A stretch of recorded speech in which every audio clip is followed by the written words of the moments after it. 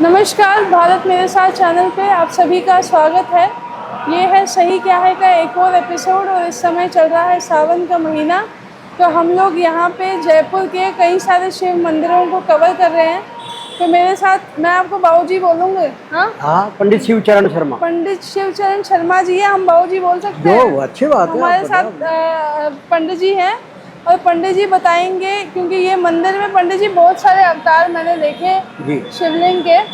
तो मैं दिल्ली से आई हूँ इस वक्त, तो दिल्ली से मैं ये देख के आई कि यहाँ पे एक ऐसा अवतार है अर्धनारीश्वर का, जिसके बारे में मैं जानना चाह रहे थे।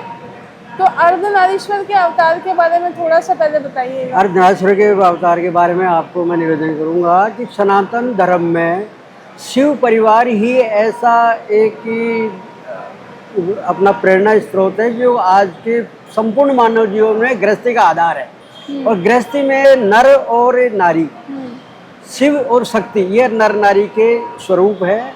नारी शक्ति को महत्व देने के लिए भगवान शिव एक इतने अधिष्ठाता देव है कि नारी शक्ति को महत्व देने के लिए इन्होंने पार्वती जी को अगाध आशीर्वाद और अपना अनन्य प्रेम देने के लिए अर्धनारीश्वर स्वरूप धारण किया खुद में, कि ये पार्वती और शिव की कल्पना अलग अलग नहीं की जा सकती। दोनों एक है तो गृहस्थी एक है, अलग अलग में अपने आप में सब अलग अलग है।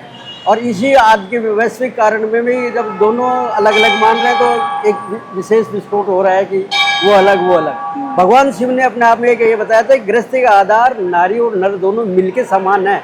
अर्ध अंग, अर्धांगिनी, क्योंकि पत्नी अर्धांगिनी के लिए आधा अंग कहलाती हो, तो शिव ने अपनी अर्धांगिनी को अपने में समाहित करने के लिए अर्धनारीश्वर का स्वरूप धारण किया कि मैं ही आधा, मैं ही शिव हूँ, मैं ही शक्ति हूँ। अच्छा। दोनों एक में आ गए तो उन्होंने आधा अपने आप में शिव, आप देखा होगा कि एक तरफ भगवान शिव का स्वरूप है, एक तरफ माता पार्वती जी का सारा स्वरूप है, वो दोनों मिलकर के एक है। तो गृहस्थी सही चलाने के लिए दोनों का एक होना आवश्यक है। इससे सदगृहस्थी चलती है, इससे कुलवंश का परिवर्तन, इसी से सद्गुण आते हैं, इसी से उनमें वंशानुगत परंपराएं आने काल तक चलती आती रहती है। अच्छा, विवाह में जो लोग हैं, जैसे मतलब अभी जो गृहस्थ जीवन जी रहे हैं, विवाहित लोग हैं, क्या उनको अर्धनारीश्वर की पूजा करनी चाहिए? अर्धनारीश्वर की पूजा सभी गृहस्थियों को, सभी ब्रह्मचारियों को, सबको करनी चाहिए, सबको करनी चाहिए। किसी के लिए पर्पज विशेष का नहीं है। ये शिव जी ही एकमात्र ऐसे अधिष्ठाता था, इसमें कोई जाति भेद नहीं है, इसमें किसी प्रकार का कोई, अब धर्म के अनुसार तो सब अपना अपना मानते हैं, लेकिन इनको यदि कोई मानते हैं तो उनका भी उसमें उनका पालन होता है। और अर्धनारीश्वर का अर्थ यही है कि गृहस्थी में दोनों का महत्व है, इसलिए जो भी है सब उनके अनुसार है, इसे सब कर सकते हैं, किसी के लिए अलग विधान नहीं है, इनके लिए सब कर सकते हैं, मना भी नहीं। कई लोग जैसे ऐसा भी कहते हैं कि जैसे इनकी तस्वीर, अर्धनारीश्वर की तस्वीर जो है वो घर में नहीं लगानी चाहिए, क्या ये सही है? जी नहीं, ऐसा कुछ नहीं है। अर्धनारीश्वर रख सकते हैं, सभी स्वरूपों को आप घर में भी अपना सकते हैं, मंदिर में भी अपना सकते हैं। अच्छा, तो ये स्वरूप शिव जी का आया कैसे? ये शिव जी का ऐतिहासिक महत्व जानना चाहती हूँ कि शिव जी ने जब ये अवतार लिया था, ये अवतरित हुआ था ये स्वरूप, तो ये कैसे अवतरित हुआ? देखो, रामचरितमानस में है इसका उल्लेख कि माता शिव जी के पहले माता सती उनकी पत्नी थी। सती के मन में एक बार आया कि बजते किसको है, तो वो राम के नाम को, राम को बजते हैं, यानी विष्णु को शिव बजते हैं, विष्णु शिव को बजते हैं। तो जब भगवान किसी को बताते नहीं किसको बजना है, आप जो भी किसी का आप आराधना या कुछ करते हैं तो बताना, वो बताना जरूरी नहीं होता, मन में करना चाहिए। तो उन्होंने कहा भाई आप जिस राम को बजते हैं उनकी विशेषता क्या है, आप सर्वलोकेश्वर है, सारी जीवी का आप आधार है पूरे उसका त्रिलोक का, फिर आप किसको बजते हैं? तो ऐसा कौन सकते हैं साहब मैं राम को बजता, मेरे आराध्य देव हुआ है। तो उनकी सती के मन में आए कि इनसे भी बड़ा कोई ऐसे प्रकार का है, तो उन्होंने उनकी परीक्षा लेने के लिए, तो भगवान ने मना किया, देखो सती, भगवान राम आप किसी की परीक्षा नहीं ले सकते, लोगे तो देखो। तो उन्होंने क्या किया कि सती नारी हट एक अपने आप में होती है, तो उनकी जिज्ञासा के कारण से वो जानने चली गई कि भाई राम क्या है। तो उन्होंने क्या किया, माता पार्वती का रूप धारण करके, सती का, उसका सीता जी का रूप, सीता जी का रूप धारण करके रामचंद्र जी के सामने चली गई। तो भाई अब तो मुझे पहचान लेंगे तो वो अपना लेंगे, तो फिर वो कहेंगे राम है भगवान।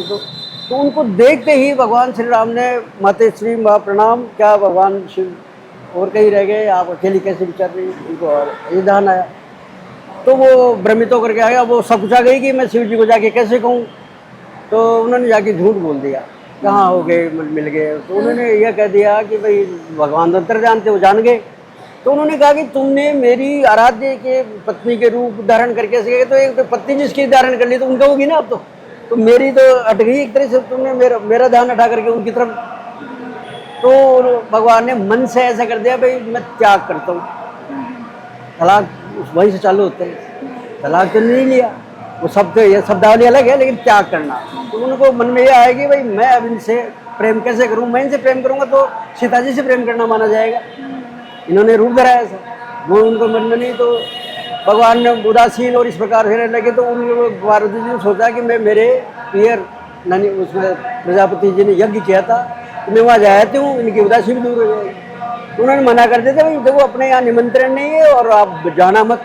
वो हट करके वहाँ चली गई, हट करके चलेगी। तो वहाँ शिव का भाग, यज्ञ में सब देवताओं का भाग होता है, तो शिव का भाग उनको ने रखा नहीं था। उन्होंने महाराजा प्रजापति यानी सती के पिता और शिव जी के बनते नहीं थे, उन्होंने उसको रखा नहीं। तो उन्होंने क्या किया कि सती जी को बड़ा क्रोध आ गया कि मेरे स्वामी का ही उसमें भाग नहीं है। तो उन्होंने उनको पिता को भला बुरा कह करके देव ने माने, तो हवन कुंड में उस जो यज्ञ करवा रहे थे उसमें वो समाहित हो गई।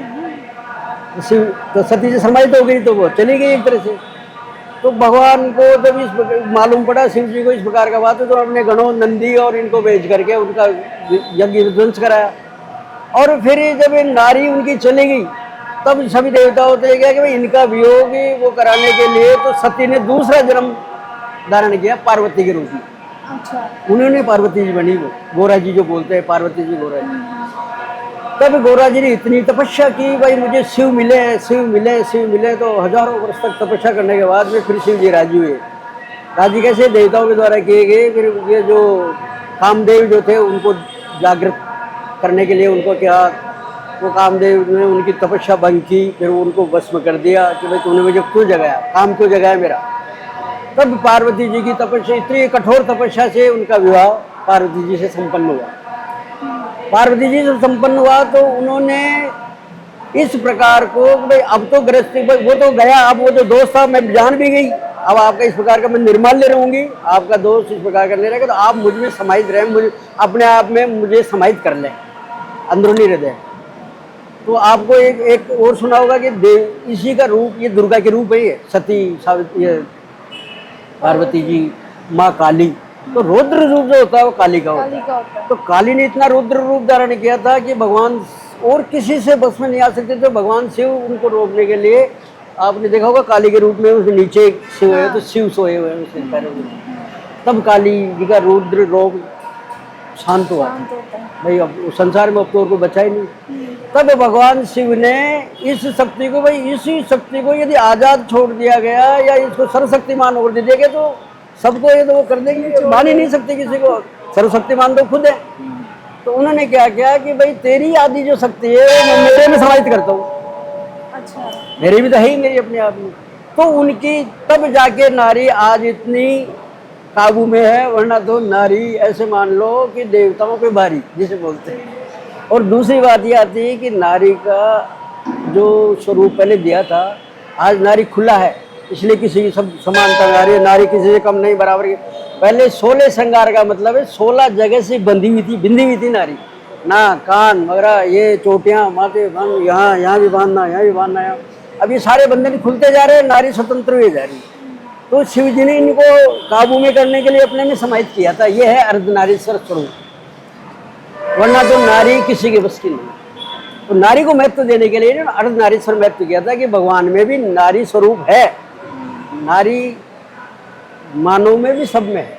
आप देखो किसी में कोई न कोई ऐसी चीज तो है ही जो नारी में ही होती है, वो भी नर में होती है।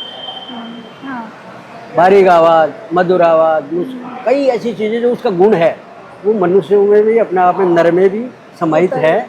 वो इन्हीं का कारण है। यही कारण है कि जगत को ये दिखाने के लिए कि नारी अलग नहीं है नर से, इसी को इनको महत्व देने से ही गृहस्थी और जीवन का संचार सुलभ है। तो ये जो अर्धनारीश्वर का अवतार है, जी। इस इनके नारी की तरफ सिंह है। उनकी सवारी है वो।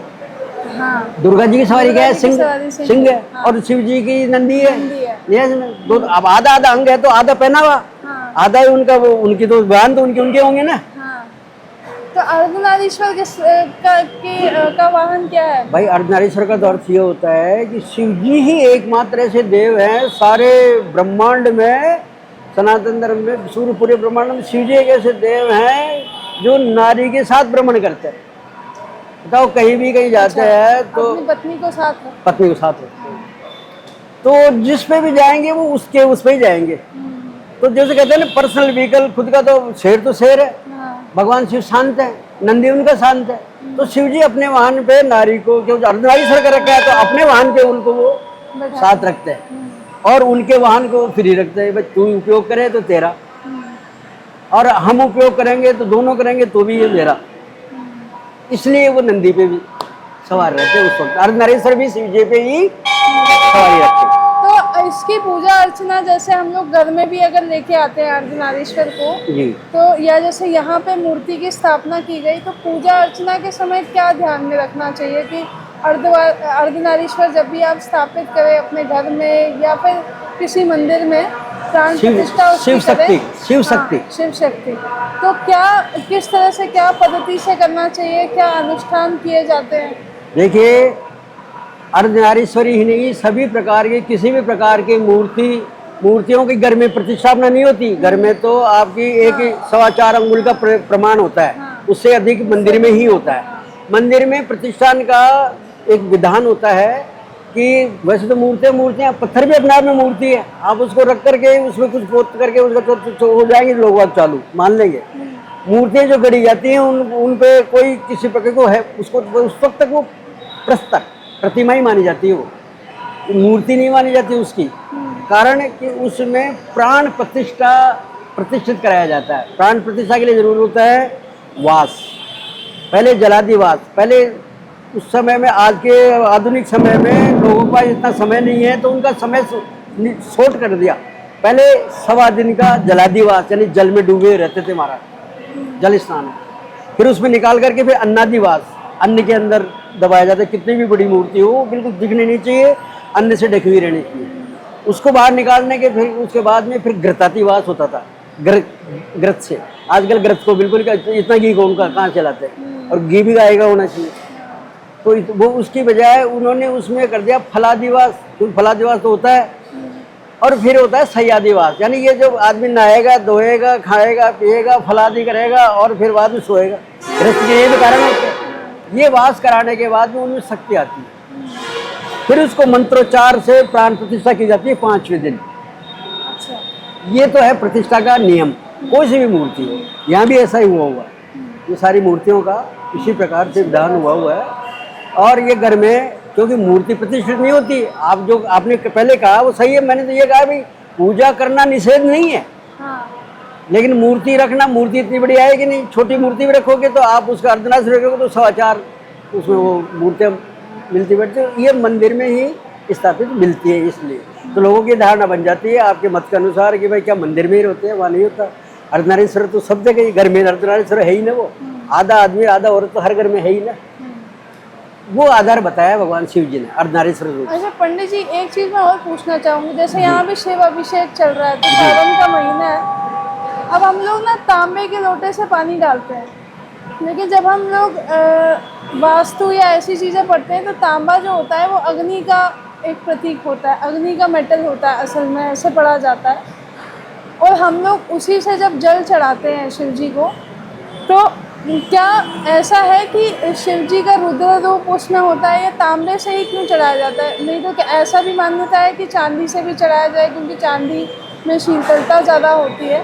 तो असल में चढ़ाना किससे चाहिए? चढ़ाना आप रजत, चांदी से ही चढ़ाना चाहिए। हाँ। चांदी का पात्र ही सबसे उत्तम और होता है, क्योंकि महंगी धातु है। चढ़ाने को तो अदानी अंबानी सोने के से भी चढ़ा सकता है, स्वर्ण कलशों से चढ़ा सकता है वो, लेकिन वो हर किसी के लिए संभव नहीं है। आप हमारे लिए आप हम में से चांदी के कर है, लेकिन वो उनमें भी एक परसेंटेज है, मुश्किल से पूरे बार उसमें 10% मान लो। तांबा क्योंकि एक प्राकृतिक धातु है, इसमें मिलावट नहीं है। अच्छा। पीतल क्योंकि पीतल में तांबा जस्ता और ये जो उसमें मिला हुआ रहता है, तो दूसरी धातुओं में मिलावट होती है, चांदी में नहीं होती, सोने में नहीं होती, इसमें भी नहीं होती। तो ये तीसरी धातु ऐसी है जिसमें मिलावट नहीं होती। अब रही बात इसमें इसके साइड इफेक्ट जो आप वो बता रहे हैं, ऐसा वो अग्नि का तो कारक होता है वगैरह, कारक सब होते हैं। आपका अच्छा ज्ञान है, बहुत अच्छी बात है, आपकी सराहना करता हूँ मैं कि आप अच्छे ज्ञान ले करके।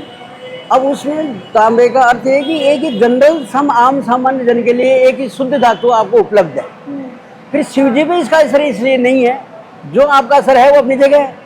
शिव जी भी इसलिए नहीं कि जिसने सारे ब्रह्मांड को बचाने के लिए कालकूट हलाल को अपने उसमें गले में, उससे बड़ा तो कुछ है ही नहीं ना। अब क्या अग्नि आएगी और क्या बात आएगा।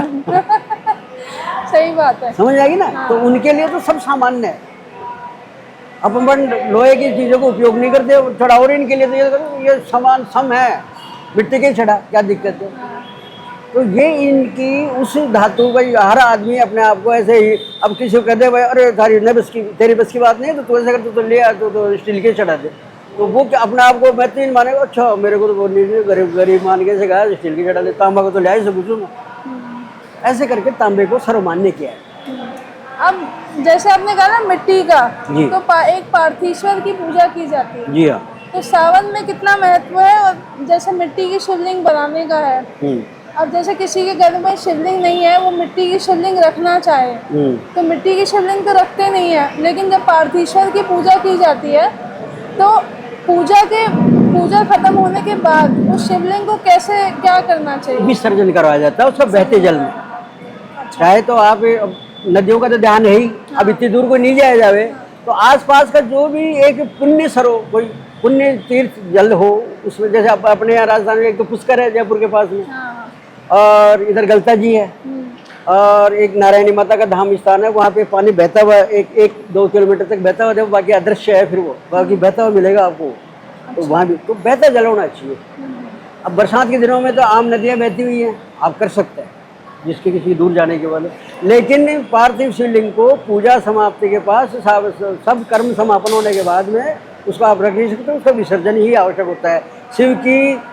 शिव और जलेरी, जो शिव पार्वती जो दोनों मिली हुई जो जलेरी होती है, शिव जिसमें वो जब ये स्थायी होते हैं स्थिर, वो घर में नहीं रहती मूर्ति। अलग अलग जो होती हैं, जलेरी अलग और शिव जी अलग, वो नर्मदेश्वर कहलाता है। तो नर्मदेश्वर महादेव घर में रखा जाता है, उसकी पूजा की जाती है, वो रख सकते हैं। 4.25 अंगुल का प्रमाण है, आप रोज पूजा करें। उनके ये जो ये हैं रोली वगैरह मोली नहीं चढ़ाने करने का वगैरह विधान, वो अभी उनके चलता है। और पारद की शिवलिंग, पारद का शिवलिंग, वो तो पारा अपने आप में एक उत्कृष्ट धातु है, और पारद जो है वो एक अपने शुक्र को वो देता है, प्रतिनिधित्व करता है उसका। और शिव जी का जो पुष्प है वो पारदी है। तो घर में पारद की शिवलिंग रखी जा सकती है? अब वो बेटा बात ऐसी है सब, पारद का शिवलिंग क्योंकि एक ही चीज में बना हुआ रहेगा, तो वो शिवलिंग हो गया। वो आपको घर में तो वो अलग यदि है तो रख सकते हैं, मतलब अलग ही रखना है, अलग ही रखना। अरे वाह, ये तो बड़ा अच्छा, मतलब आपने बहुत ही अच्छा ज्ञान दे दिया। चलिए, तो मैं इसी के साथ इस वीडियो का अंत करूँगा। ऐसे बहुत सारे प्रश्न आ रहे थे, लेकिन आगे भी आपसे पूछते रहेंगे। चलिए, धन्यवाद, बहुत बहुत धन्यवाद।